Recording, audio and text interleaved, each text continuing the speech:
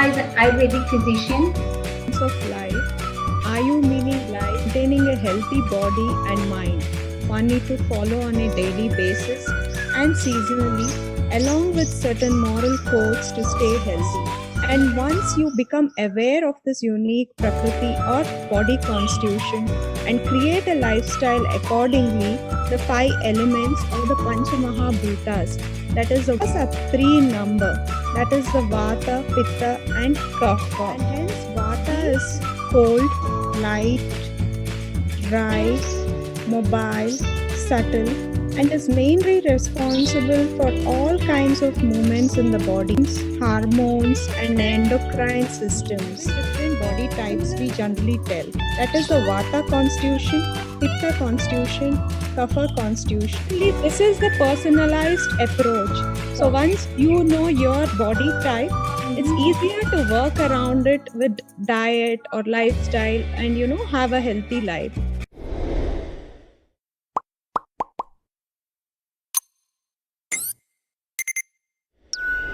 Hello everyone, welcome to our channel Digital Wellness.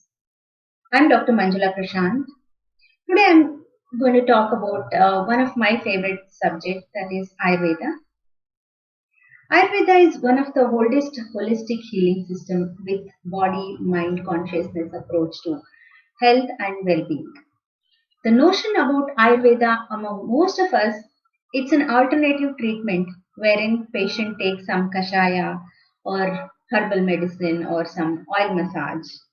But what we need to know is Ayurveda gives more emphasis on prevention than cure. But it also has a very much impact on the cure part of it. Today we have with us Dr. Shilpa. Shilpa will be sharing few of the basic principles of Ayurveda. By understanding and following those in our day-to-day life, we can try and lead a healthy life. Talking about Dr. Shilpa, Shilpa is an Ayurvedic physician, yoga teacher, and holistic health specialist. Let us welcome Dr. Shilpa to our channel. Hi, Dr. Shilpa. Welcome to our channel, and it's pleasure to have you with us. Thanks, Dr. Manjula. Pleasure is mine too. Yeah, Shilpa, I have heard that Ayurveda has a very much personal approach to health. What's your insight? Can you give some of your throw some light on that? Yeah, sure. Ayurveda literally means science of life. Ayu meaning life, and Veda is science or knowledge. And in accordance with this, it guides you in maintaining a healthy body and mind. The main aim of Ayurveda is to maintain health rather than just treating diseases. We find detailed explanation about various regimes one need to follow on a daily basis and seasonally, along with certain moral codes to stay healthy. And when I say healthy, it's both physical and mental well being. These regimes are not very complicated, it's about following an appropriate diet and lifestyle. Now, coming to your question of Ayurveda having a personalized approach.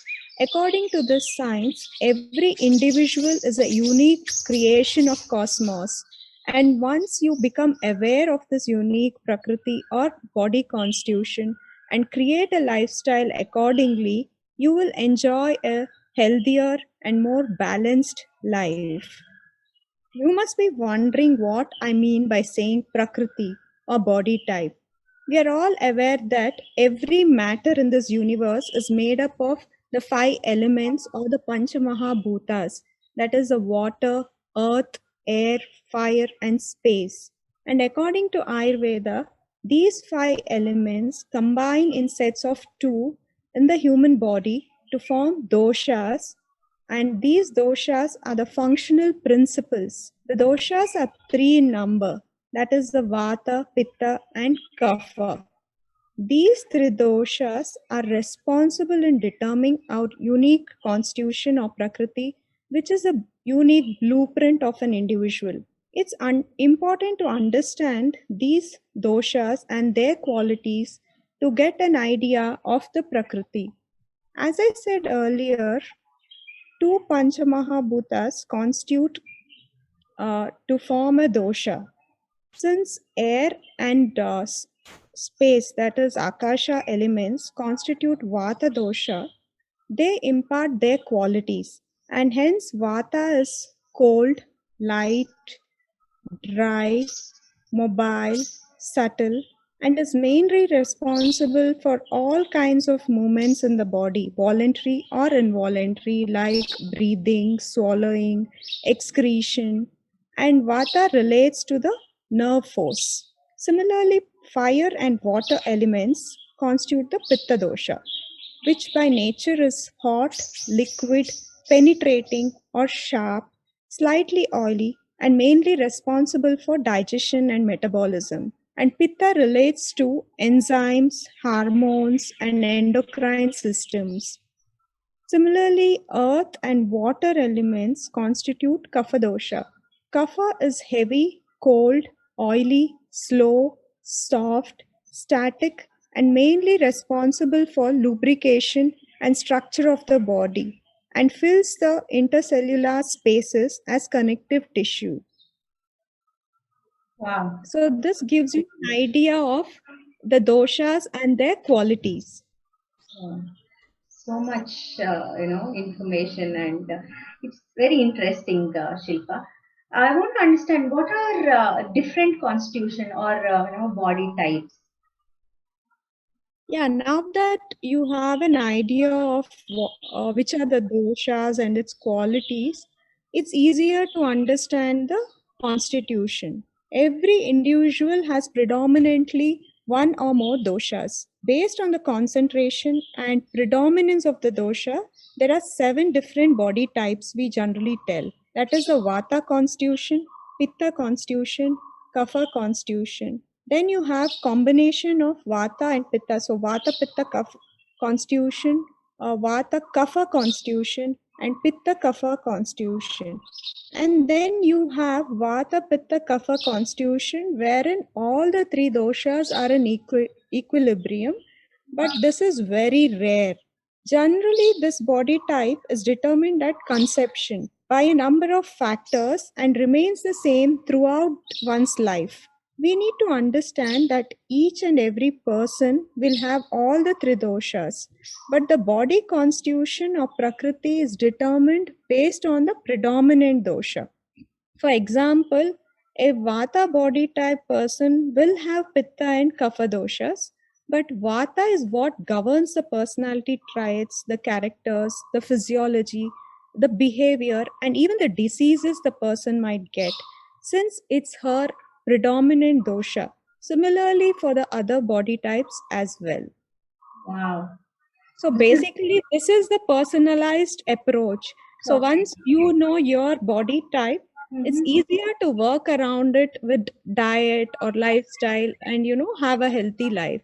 Wow, this is such an interesting topic. I find it's like what you eat, how it can influence your body, mind, and the way you behave.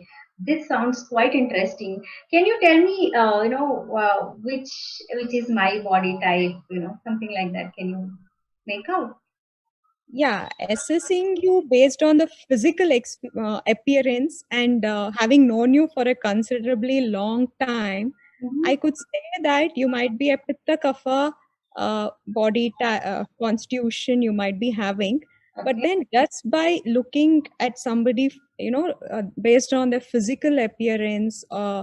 it is not possible to come to a conclusion Okay. because we have to take into consideration the physiological functions of the body like hunger, appetite, thirst. The mental and emotional makeup of the individual are also equally important.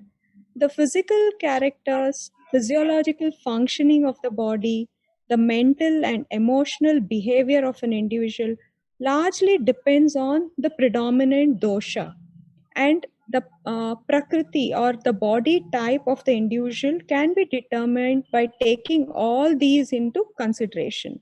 Wow. Okay. Uh, that's like excellent, and I'm quite interested in knowing much more deeper into this subject. Could you briefly explain the traits of individual based on the predominant dosha? Yeah, sure. See, every individual is different, right? Correct. Sometimes you're feeling very hot. I might be sitting next to you, but I may not be feeling, I might be comfortable. Similarly, when the AC is on, you might be comfortable, I might start feeling cold. Each one of us have different responses for for the same kind of a situation or environment. Why is this? This is because everyone's dosha is different, so our body reacts based on whichever dosha is predominant in us. So every body type is having a different characteristics. So now coming to vata, a person having vata predominance will be generally lean, will have dry skin. Basically, whatever the qualities of vata I said, vata is dry, light. So uh, basically a person with that vata constitution will have similar qualities. So he'll be lean, he'll have dry skin, his appetite and digestion will be variable, and they're very light sleepers.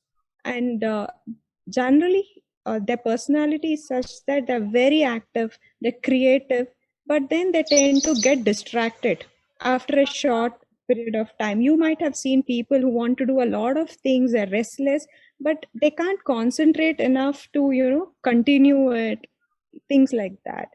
And vata body type people are generally prone to have disorders like bloating of abdomen and diseases related to the nervous system. Now coming to pitta dosha, pitta dosha people are moderately built. They generally are warm and tend to sweat a lot. They feel thirsty quite a bit.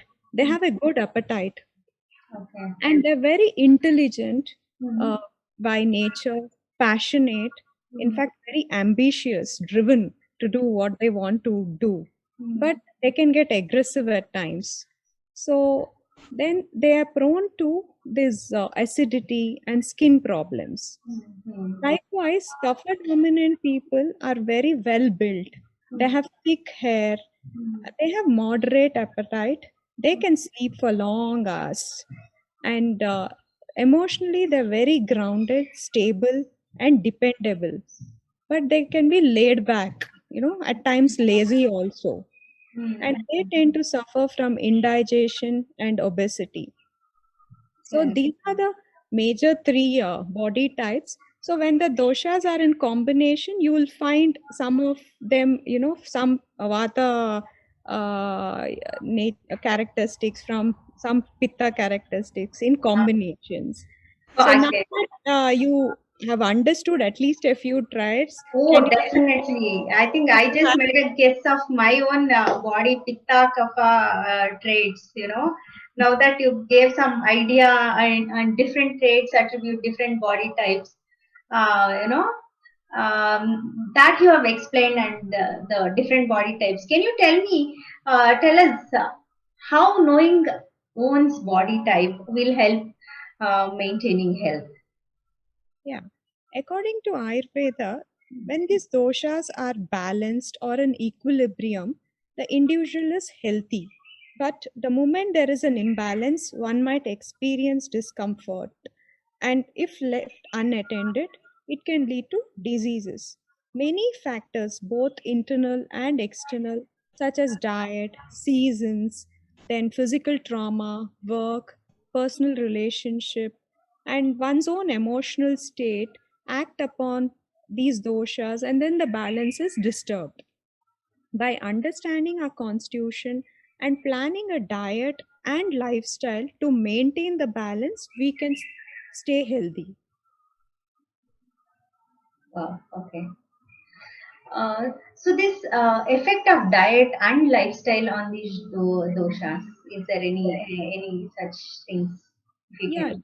see, the importance of knowing is your body type is so you Correct. can plan a diet and lifestyle according to your body type. Hmm. So, as I said, every matter in this universe is made of Pancha Mahabhutas. So, even our food substances are also made up of Pancha Mahabhutas. So, every food has a different quality based on what element it is made up of. So, it's important to have a diet based on the body type. Like as I said, vata quality is cold, light. So a person with a vata body type should always look at having a warm, slightly oily, nutritious food so that the vata dosha is kept in balance. Say if he has something very dry, cold, then vata tends to increase because of the similar quality. So then there is a disturbance in the equilibrium. So you should always have food which has got opposite qualities. Like I said, warm, oily. Similarly, for a Pitta Prakriti person, he should have something very cooling, non-spicy food. And a Kapha Prakriti person should have warm, dry, light food and a little spicy food. When I'm talking about warm, cold, it's not temperature, it's not only the temperature, I think in our Indian household we are so much used to hearing, oh, this, if I have this food, it increases the heat in my body. Or if I have something, say a ragi or something, oh, I got cold or something. So it is the potency of the food, not literally the temperature. Temperature is also important, but even the potency is important. Correct. And when I say vata, you should see your dosha type and select your diet, but always it's not possible. Say now, for vegetarians, dal is a main source of protein. So generally these dals are they tend to increase vata. So then do I tell a vegetarian who has a vata body type, you don't eat dal at all? That is not practical.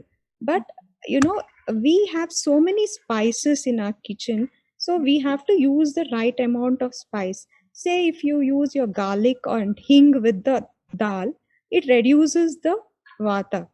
So basically, an understanding of the quality of the food substance and even the quality of the spices, which can reduce vata.